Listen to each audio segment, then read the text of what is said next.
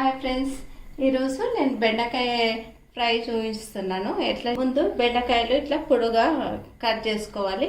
కొంచెం 2 స్పూన్ల శనగపిండి, 1 స్పూను బియ్యం పిండి, కారము, ఉప్పు తగినంత, పసుపు కొంచెము, పౌడర్ కొంచెము. ఇట్లా మెయిన్ ఇంగ్రీడియంట్ అంటే పాపడ్. వాటర్లో నానుకొని ఇట్లా వేసుకోవాలి. కొత్తిమీర, కరివేపాకు ఇవన్నీ బాగా కలుపుకోవాలి. వాటర్ వేసుకొని ఈ బెండకాయలు బాగా కలుపుకోవాలి.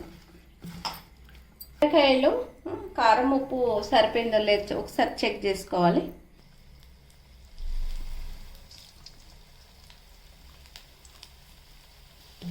ఈ బెండకాయ రసానికి పప్పుచారుకి బాగుంటుంది, సైడ్ డిష్గా బాగుంటుంది.